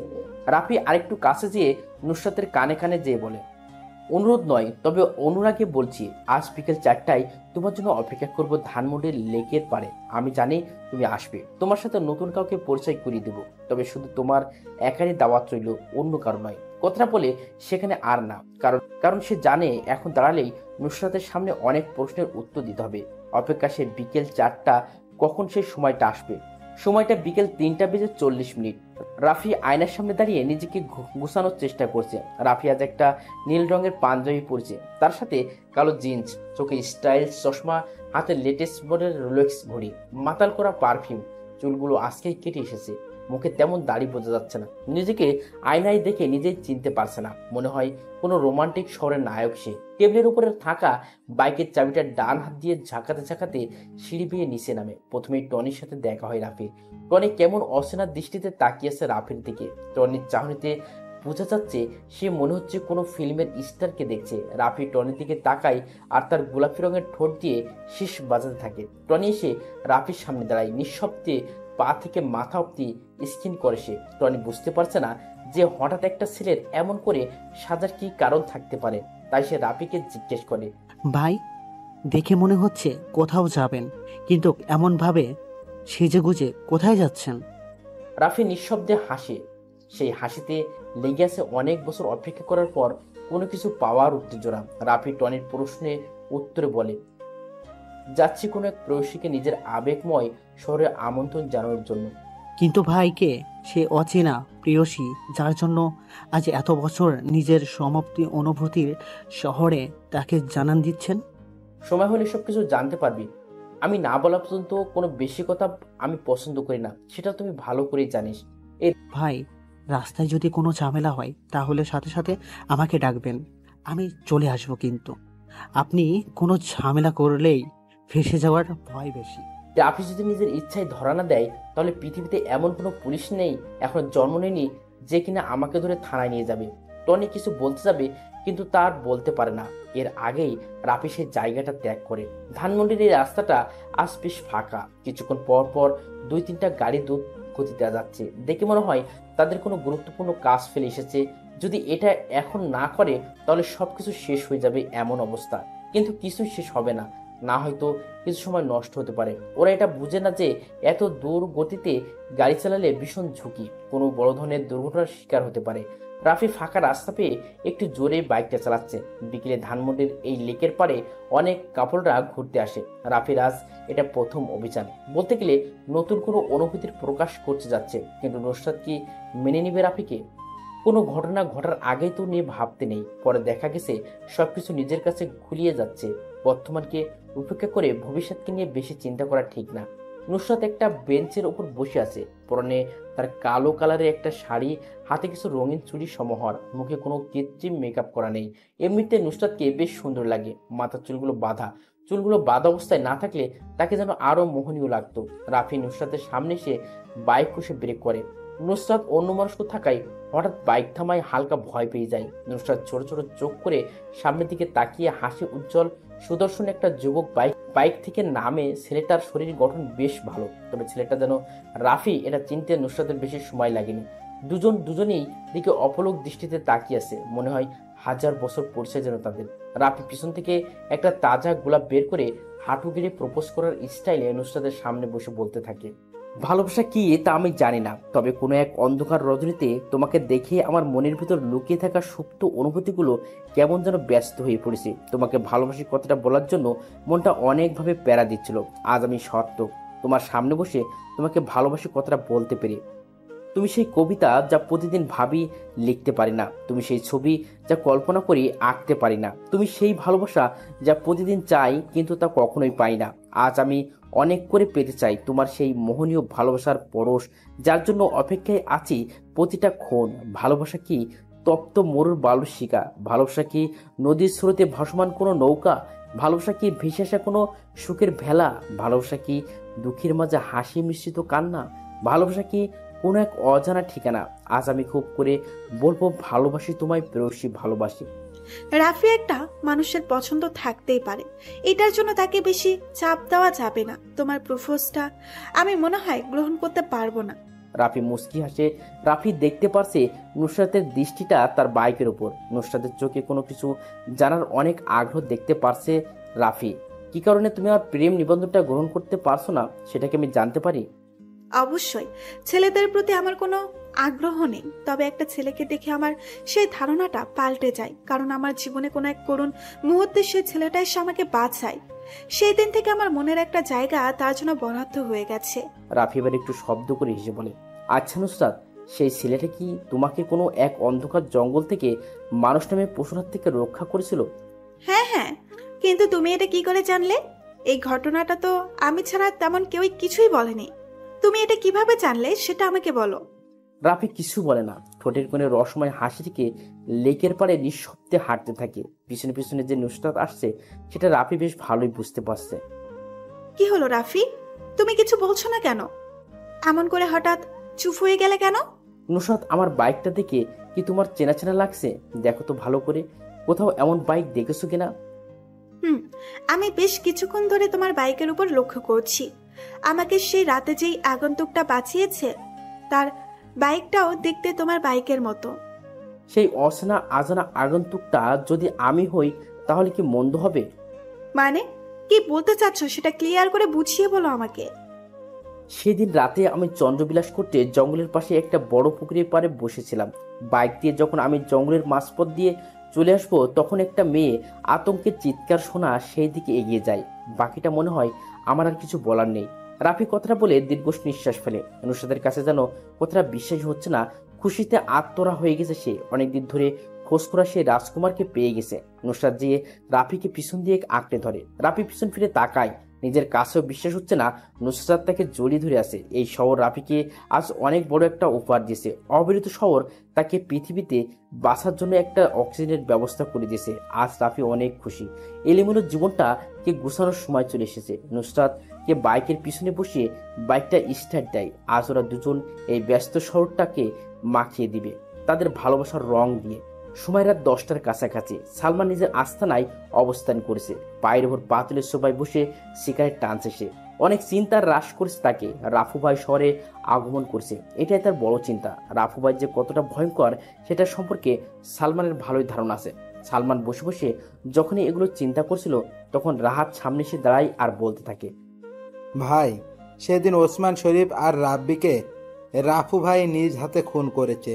এখন তার সবচেয়ে বড় টার্গেট হলো আপনি। কিছুদিন আপনাকে সাবধানে থাকতে হবে। কোনোভাবে আপনার খুঁজে সে পেয়ে গেলে শেষ করে দিবে সব। কথাটা শুনে সালমান বসা থেকে উঠে দাঁড়ায়। হাত থেকে সিগারেটটা ফেলে মদের গ্লাসটা হাতে নিয়ে তা খেতে থাকে। এখন মনে হয় সালমানকে মদের নেশায় ধরেছে। টেবিলের ওপর থেকে পিস্তলটা নিয়ে কিছুক্ষণ নাড়াচাড়া করে সামনের কাছে পরপর 2টা গুলি করে। নাক দিয়ে পিস্তলের গন্ধটা শুকতে থাকে। রাহাত জানে সালমান বেশি টেনশনে থাকলে এমনই কিছু করে। নেশাগ্রস্ত গলায় রাহাতকে উদ্দেশ্য করে বলে, রাফু আমার কিছু করতে পারবে না। আমি নিজ হাতে ওই রাফুকে মারবো, নয়তো আমার শান্তি হবে না। নিজ হাতে কিভাবে রাফু ভাইকে মারবেন? আমরা তো এখনো পর্যন্ত তার চেহারাও দেখতে পাইনি। তাহলে কিভাবে রাফুর কাছে যাব? সে তো অদৃশ্য মাস্তান হয়ে মিশনে বের হয়। আছে এমনই একজন আছে যে রাফুকে অনেক কাছ থেকে দেখেছে। কে সেই ব্যক্তি যে রাফু ভাই এর মতো ভয়ানক মাস্তানের সম্মুখীন হয়েছে? রাফুর অনেক কাছের লোক, তার অতি বিশ্বাসের একটা ছেলে। আমাকে রাফুর সামনে নিয়ে যাবে। রাফু ভাইকে সামনে থেকে মারা যাবে না, পিছন থেকে মারতে হবে। কিন্তু ভাই, আমি একটা ব্যাপার বুঝতে পারছি না, সে কেনই বেইমানি করবে? টাকা টাকা পৃথিবীর সব বিশ্বাস, বন্ধুত্ব আরো যা আছে সবকিছু এই জিনিসটা দিয়ে কিনে নেওয়া যায়। আমি টাকা দিয়ে কিনে নিয়েছি তাকে। রাফুর সব খবর সে আমাকে দিবে। এটা বাম হাতের জ্বলন্ত সিগারেট। রাফি 2 প্যাকেট ব্যঞ্জন সিগারেট নেয়। 3টা ছেলেই অবাক হয়ে যায় রাফির কাণ্ড দেখে।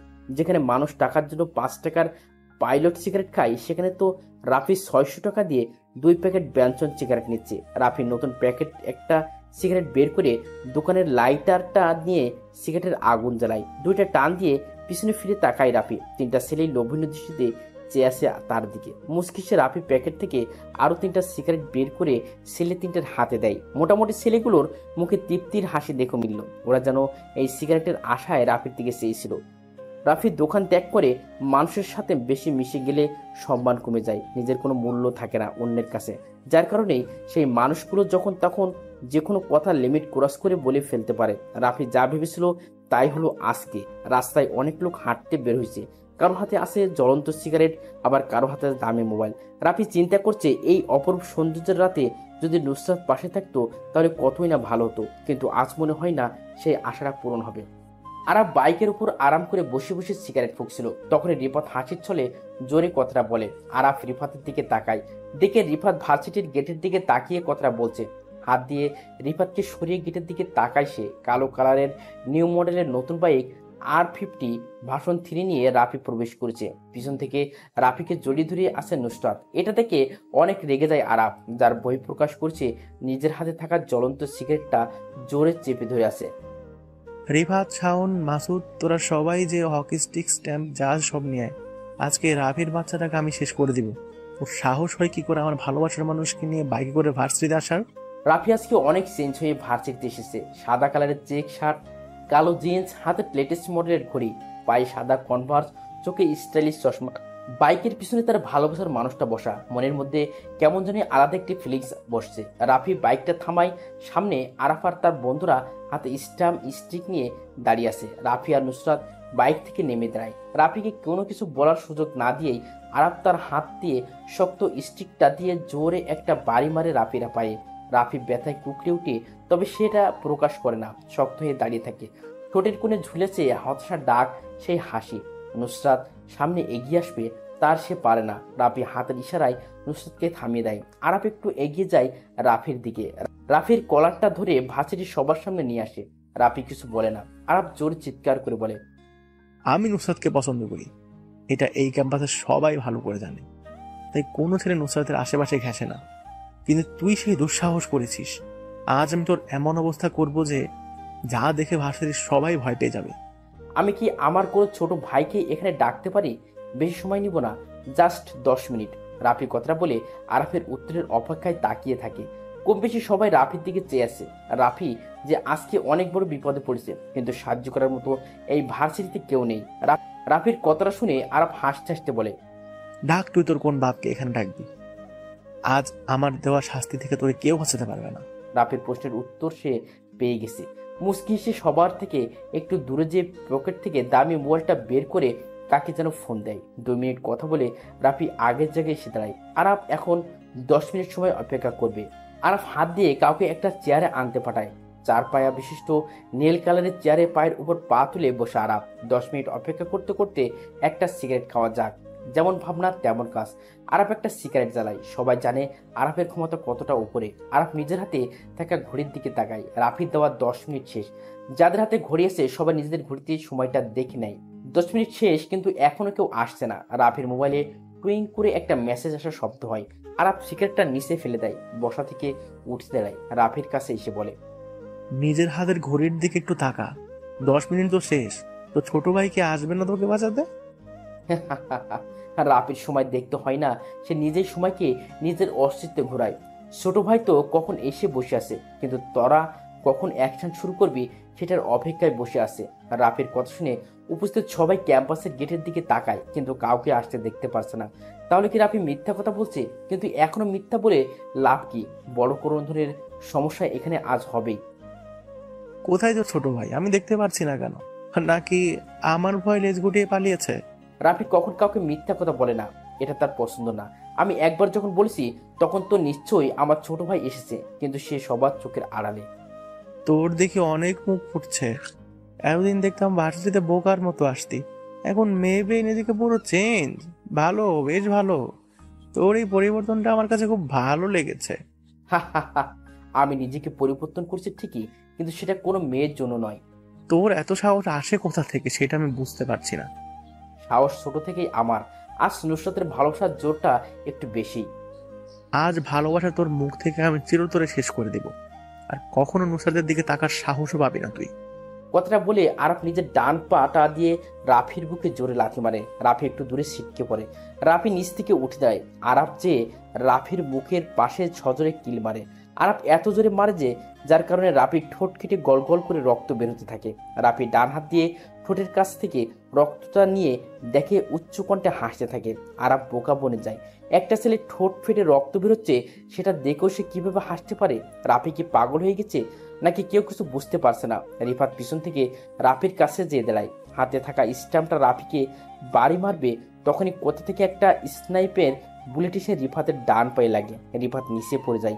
ব্যথায় তার অবস্থা খারাপ, পা থেকে রক্ত পড়তে থাকে। সে নিচে বসে বসে 2 হাত দিয়ে রক্ত বন্ধ করার বিতার চেষ্টা করে। রাফি শব্দ করে হাসে। এই হাসিটা যেন আরাফের পছন্দ হয় না। রাফির হাসি তার কাছে বিষের মতো মনে হচ্ছে। সাবধানতা বজায় রেখে আরাফ ডান হাতে স্টিকটা নিয়ে রাফির দিকে এগিয়ে যায় মারার জন্য, কিন্তু সেটা আর পারে না। আরাফ এর আগেই গরম একটা বুলেট এসে আরাফের ডান হাতে লাগে। তার হাত থেকে শক্ত স্টিকটা নিচে পড়ে যায়। বাম হাত দিয়ে ডান হাতের ওপর চেপে ধরে, কিন্তু এই ব্যথা যেন একটু কমায় না। এখন যদি মৃত্যু হয়ে যেত তাহলে ভালো হতো। এই অসমাপ্ত ব্যথা সহ্য করার মতো না। আরাফদের এই করুণ অবস্থা দেখে পিছনে হাতে স্টিক নিয়ে দাঁড়িয়ে থাকা 2টা ছেলে দৌড়ে পালিয়ে যায়। উপস্থিত কেউ বুঝতে পারছে না কোথা থেকে সাইলেন্সার লাগানো বুলেট এসে লাগছে আরাফদের শরীরে। সবাই অধীর আগ্রহ নিয়ে দেখে যাচ্ছে। রাফি চেয়ারটা টেনে বসে, একটা সিগারেট জ্বালায় সে। পরিবেশটা এখন শান্ত, তবে কিছুক্ষণ পর কি হবে জানা নেই কারো। সবার কাছে রাফিকে কেমন যেন অচেনা লাগছে। কেউ কখনো রাফির এমন অবাক কারো কাণ্ড দেখেনি। রাফির সিগারেট বিষাক্ত ধোঁয়াগুলো উপরের দিকে ছাড়তে ছাড়তে বলে, আরাফ কেমন লাগলো আমার শেষ খেলাটা? এতক্ষণ ধরে আমি তোকে কিছু বলিনি, এর মানে এই না যে আমি বোকা, আমি কিছু বলতে পারবো না। আমি শত্রুকে মারতে একটু টাইম নিই না, দেখতে চাই শত্রু আমার প্রতি কতটা কঠোর হতে পারে। তার বাচ্চা, তোকে আমি দেখে নেব। তুই আমাকে চিনিস না আমি কে, কি আমার ক্ষমতা, এই সম্পর্কে তোর কোনো ধারণা নেই। আমি নিজেই নিজের ক্ষমতা সম্পর্কে ধারণা নেই, আবার তোর ক্ষমতা সম্পর্কে কি জানবো আমি? রাস্তার পাতি কুকুরগুলো একটু বেশি চিল্লায়, আর সিংহের একটাই গর্জন যথেষ্ট শহরটা কাঁপানোর জন্য। পেছন থেকে গুলি করে কে? নিশ্চয়ই তো ছোট ভাই, সাহস থাকলে বল সামনে আসতে, দেখি কার কত দম। মশা মেরে হাত কালো করার কোনো ইচ্ছেই আমার নেই। সিংহ সিংহের সাথে লড়াই করবে, কোনো পাতি কুকুরের সাথে না। কথাটা বলে বসা থেকে উঠে দাঁড়ায় রাফি। বাম পা দিয়ে চেয়ারটাকে ফেলে দিয়ে সে সামনে যেয়ে নুসরাতের হাতটা ধরে সে। রাফি, তোর সাথে আমার আবার দেখা হবে। এখন সময়টা তোর ছিল, কিন্তু তখন আমি সময়টা নিজের করে নেব। চ্যালেঞ্জ রইল। আরাফের কথা শুনে রাফি কত মাথাটা বাঁকা করে জোরে জোরে বলে, দাওয়াত রইল আমার নির্বিচ্ছিন্ন শহরে, নিজের শহরে ডেকে এনে ভালো খাতিরদারি করবো। রাফি কথাটা বলে সেখানে আর দাঁড়ায় না, নুসরাতকে বাইকের পিছনে বসিয়ে রওনা দেয় তাদের গন্তব্যে। রাত 12টা কিংবা 1টা হবে। বাইরে মুষলধারে বৃষ্টি পড়ছে। শহরটা এই বৃষ্টিতে ভিজতে ভিজতে পরিষ্কার হয়ে যাচ্ছে, কিন্তু এই শহরের কিছু মানুষের মন এখনো পরিষ্কার হয়নি। ভিতরে রয়ে গেছে অহংকার, হিংসা, মিথ্যে, আরো কত কিছু। মিরপুরের এই রাস্তাটা আজ বড্ড ফাঁকা, কোথাও কোনো মানুষের আনাগোনা নেই। নিস্তব্ধতা হয়ে গেছে ব্যস্ত শহরটা। দূর থেকে ল্যাম্পপোস্টের আলো স্পষ্ট দেখা যাচ্ছে মিরপুরের এই নীরব রাস্তায় একদল লোক দাঁড়িয়ে আছে। পরনে সবার রেনকোট, কারো রেনকোট কালো কালারের, আবার কারো হলুদ। কেন তারা এভাবে বৃষ্টির দিকে রাস্তায় দাঁড়িয়েছে? কি তাদের উদ্দেশ্য? রাফি আজকে রাতে মিশনের জন্য প্রস্তুত হয়ে গেছে। কালো কালারের পরিচিত রেনকোটটা পরে বাইকটা স্টার্ট দেয়। আজকে বাইরে অনেক বৃষ্টি, রাস্তাটা পুরো ফাঁকা। নিজের মা বাবা মায়ের মৃত্যুর প্রতিশোধে সালমানের মৃত্যু ঘোষণা করতে যাচ্ছে রাফি। সন্ধ্যা থেকে রাফি টনিকে দেখছে না, যার কারণে একাই মিশনে বের হয় রাফি। মিরপুরের স্টেডিয়ামের পাশের রাস্তায় এসে বাইকটা থামায় রাফি। সামনে অনেকগুলো লোক রেনকোট পরে দাঁড়িয়ে আছে। তাদের মধ্যে থেকে চেয়ারে বসে থাকা লোকটাই সালমান, সেটা বুঝতে রাফি কোনো অসুবিধা হলো না। রাফি সামনের দিকে এগিয়ে যায়। সালমানের সামনে একটা চেয়ার খালি পড়ে আছে। রাফি যেয়ে সেটাতে পায়ের উপর পা তুলে বসে। সালমান এতক্ষণ রাফির জন্য অপেক্ষা করছিল। বৃষ্টির আমেজটা কমে আসছে, কিন্তু জোরে বেগে হাওয়াটা থামার নামই নিচ্ছে না। গাছ থেকে পানি পড়ার টুইটুম্বুর আওয়াজটা এখনো পরিবেশটাকে আরো রহস্যময় করে তুলেছে। দুজনের মধ্যে নীরবতা বিরাজ করেছে, কিন্তু এই সময় নীরবতা যেন শুভ পাচ্ছে না। আমার সামনে এখন বসে আছে বাংলাদেশের সবচেয়ে বড় মাফিয়া লিডার রাফু ভাই। একটা শহর কাঁপাতে যার নিজের নাম তাই যথেষ্ট। সে কেন আমাকে মারার জন্য এত গেম খেলছে সেটাই বুঝতে পারছি না। কি কারণে আমি তো শত্রু হয়ে গেছি? আমি কাউকে মারার আগে বলি না কি কারণে তাকে মেরেছি। রাফু ভাই, কোথায় আপনার সৈন্যদল? আমার পিছনে তাকিয়ে দেখেন, কত সৈন্য দাঁড়িয়ে আছে আমাকে রক্ষা করার জন্য। আপনি একা তো আমাকে মেরে এখান থেকে চলে যেতে পারবেন না। তোকে পাহারা দেওয়ার জন্য এত পালাকুত্তার প্রয়োজন হয়, কিন্তু আমার কাউকে প্রয়োজন হয় না। আমি একাই 100। আজ আর সেই পুরনো ডায়লগে কাজ হবে না। এই শহরে একটাই বাঘ থাকে, তার নাম সালমান খান। আমার কথায় শহরটা চলে। তুই কি করবি রে আমার? ছোট একটা শহর তোর কথায় চলে, কিন্তু আমার কথায় পুরো দেশের মাফিয়া পুলাপান চলে। আজ তোকে বাঁচাতে কেউ আসবে না, সেটাই আমার বড় দুঃখ। কিন্তু আমারও কিছু করার নেই। আজ আমি নিজ হাতে তোকে মারবো। সময় কার কখন বদলে যায় সেটা বলা যায় না, কিন্তু আমি বলতে পারি আজ এখানে তুই বেঁচে থাকবি না। আমি বসে বসে দেখবো তুই একা কি করতে পারিস। কথাটা শুনে রাফি বসা থেকে উঠে দাঁড়ায়। পিছন থেকে পিস্তলটা বের করে পরপর 4টা গুলি করে। চোখের পলকের আগে সালমানের পিছনে দাঁড়ানো লোকগুলোর কারো মাথার, কারো পায়ে, বুকে গুলি লাগে। কেউ রাফিকে গুলি করার সময় পায় না। রাফি পিস্তলটা রিলোড দিয়ে আবার এসে সালমানের সামনে চেয়ারে বসে পড়ে। সালমান জানে রাফি অনেক ভয়ানক মাস্তান, কিন্তু আজ প্রথম তার নিজের চোখের সামনে দেখলো রাফি রক্তের নেশায় মেতে উঠেছে। শত্রু তাজা রক্তের গন্ধ যেন তার কাছে যেন অতি প্রিয়। সালমান রাফিকে উদ্দেশ্য করে, 4 জন লোক মেরে নিজেকে রাফিয়ান দাবি করা আর বোগার স্বর্গে বাস করা একই কথা। পিছনে ফিরে তাকিয়ে দেখ, আর মাত্র 2 জন লোক আছে, কেউ বেঁচে নেই। রাফির কথা শুনে সালমান পিছনে ফিরে তাকায়, দেখে 2 জন ছেলে বাদে কেউ বেঁচে নাই, সবাই নিচে পড়ে আছে। তাদের নিথর দেহ দেখে সালমান ভয় পেয়ে যায়, কিন্তু রাফির সামনে তা প্রকাশ করছে না। সালমান মুস্কি হেসে নিজেকে স্বাভাবিক করে নেয়। রাফি একটু অবাক হয় সালমানের এমন মুস্কি হাসি দেখে। কি হলো, তুই এমন করে হাসছিস কেন? হাসবো নাই বা কেন? আমার হাসির কারণ আছে, তাই আমি হাসছি। সালমান কখনো কারণ ছাড়া হাসে না। সালমানের রহস্যময় কথাটা রাফির সহ্য হয় না। পিস্তলটা পিছনের দিকে তাক করে পরপর দুইটো গুলি করে পিছনের দুইটা ছেলেও পিস্তলা ভেজা রাস্তার উপর পড়ে যায়। সালমান আরো জোরে জোরে হাসতে থাকে। রাফি যে সালমানের রেনকোটের কলার ধরে বলতে থাকে, শেষ তোর পালা কুকুরগুলো সব মরে রাস্তায় পড়েছে, পিছনে তাকিয়ে দেখিনি, তোকে এখনই শেষ করে দেবো আমি। চালাগুলি, দেখি কেমন বুকের পাটা তোর। এখনো অনেক মাইন্ড গেম খেলা বাকি আছে, সেটা শেষ করে নি আগে। আমি আর অপেক্ষা করতে চাই না, সময় অনেক দিয়েছি আর না, আজ আমি এখানেই খেলা শেষ করে দিব। হঠাৎ কারো গলার শব্দ পেয়ে রাফি আর সালমান সেদিকে তাকায়। বাইকে হেলান দিয়ে কোণে এক আগন্তুক দাঁড়িয়ে আছে। পরনে তার কালো রেনকোট, মাথায় বড় হুডওয়ালা টুপি, মুখে কাটা মাস্ক। আগন্তুক দেখে অনেকটা রাফির সাথে মিল আছে। কে আগন্তুক? রাফির নিজের ধারণা বাইরে, কিন্তু আগন্তুকের গলার কণ্ঠটা রাফির অনেক পরিচিত, তবে রাফি সেটা মনে করতে পারছে না। আগন্তুককে দেখে সালমান জোরে জোরে হাসতে থাকে আর বলতে থাকে, চলে এসেছে আমার মাইন্ড গেমার। রাফু, তুই চাইলেও আমাকে আজ মারতে পারবি না, কারণ তোর একটা বড় জিনিস আমার কাছে আছে। কি সেই জিনিস যেটা তোর কাছে আছে? আরে আরে, এত উচ্ছ্বসিত হচ্ছিস কেন? জানবি কি তোর জিনিস, আর দেখতেও পারবি। অনেক সময় হয়ে গেছে সিগারেট খাওয়া হয় না। আমি সিগারেটটা জ্বালিয়ে নিই, তারপর তোর সাথে কথা বলছি। সালমান, আমার জিনিসটা কি সেটা দেখা, আমি আর অপেক্ষা করতে পারছি না। জিনিসের জন্য রাফু ভাই অনেক পাগল দেখছি। এই, বের করে আন রাফু ভাইয়ের অমূল্য সম্পদ। সালমান, তুই নুসরাতকে ধরে এনে অনেক বড় ভুল করে ফেললি। সঠিক সময়ে এমন ভুল কাজ করাই তো আমার স্টাইল। যতক্ষণ পর্যন্ত নুসরাত আমার কাছে থাকবে, ততক্ষণ তুই আমার কিছুই করতে পারবি না। সামনের আগন্তুকটাকে আমি সেটা জানতে চাই। আগন্তুককে দেখলে তুই অনেক কষ্ট পাবি। আমি চাই না তুই মরার আগে এমন কষ্ট পাস। কে মরবে কে বেঁচে থাকবে সেটা সময় বেশ ভালো জানে। আগন্তুককে বল মুখ থেকে মাস্কটা খুলে ফেলতে। সালমান হাত দিয়ে কিছু একটা ইশারা করে। সামনে থাকা আগন্তুক মুখ থেকে মাস্কটা সরিয়ে নিচে ফেলে দেয়। দূরে ল্যাম্প পোস্টের আলোয় মুখটা কিছুটা বোঝা যাচ্ছে যে আগন্তুকটা টনি। রাফি অনেকটা চমকে উঠে টনিকে এইভাবে দেখে। বেইমান সবাই বেইমান। টনিকে এত বিশ্বাস করতো রাফি, কিন্তু কি করলো সে বেইমানি করছে। টনি, তুই এখানে এই অবস্থায় কেন? ভাই, টাকা টাকা সবই তার খেলা। সালমান ভাই আমাকে 10 কোটি টাকার অফার করে তোমার সাথে বেইমানি করার জন্য, আমিও তাই করি। তোর টাকা প্রয়োজন, আমি দিতাম তোকে টাকা, এর থেকে বেশি, কিন্তু তুই সেটা না করে আপনার সাথে বেইমানি করলি।